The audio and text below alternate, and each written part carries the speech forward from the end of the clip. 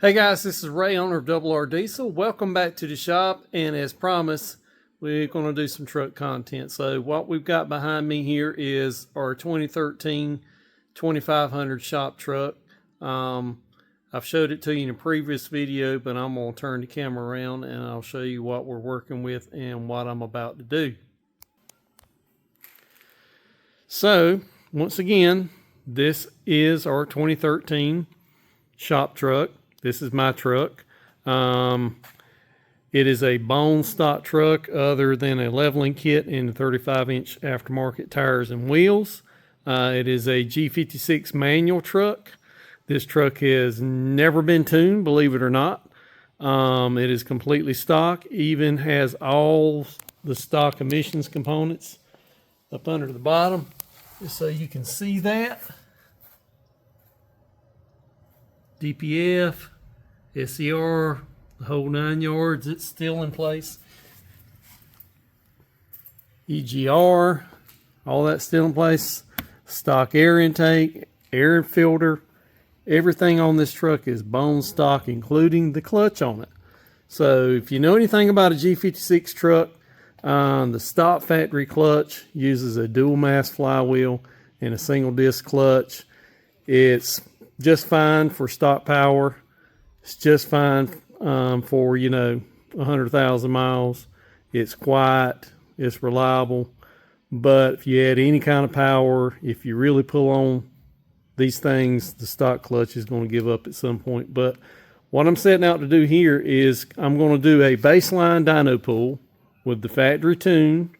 I'm going to see where we're at, and then I'm going to tune this thing with emissions compliance tuning and see how far I can get the power in bone stock form. Should be pretty interesting. I think everything works together. I mean, definitely get over 400 wheel horsepower. I'm going to say 430, 440 maybe. But my guess is the stock clutch is going to give up on me at some point during this process. But it will be interesting to see how far I can get. So I'm going to stop talking about it. I'm going to make a baseline dyno pull, see where we're at, tune the truck, gradually bring up the power, and see how far we get. So stay tuned.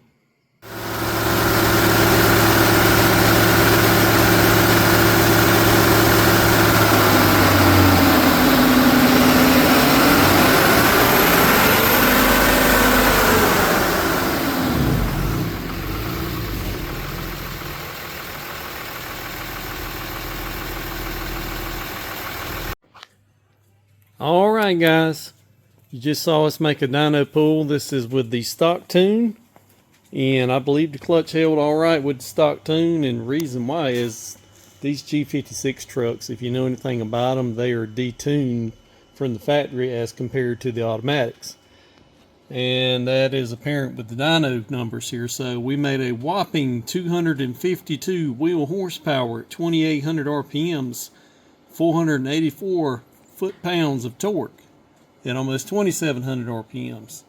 And that's about right for a G56 truck all stock. Had this been a 68 RFE or ASIN truck of the same year model and variety, the power would be more like around 300. And the torque would have been quite a bit more in the 500 to 600 range. So I think we're about on par for a G56 truck at this year variety. Just as a reminder, this truck has 147,000 miles on it. It is all stock, including the clutch. So it's a good place to start from. So next step, let's tune the truck, change a few things, try to add a little more power, and see what happens on the dyno.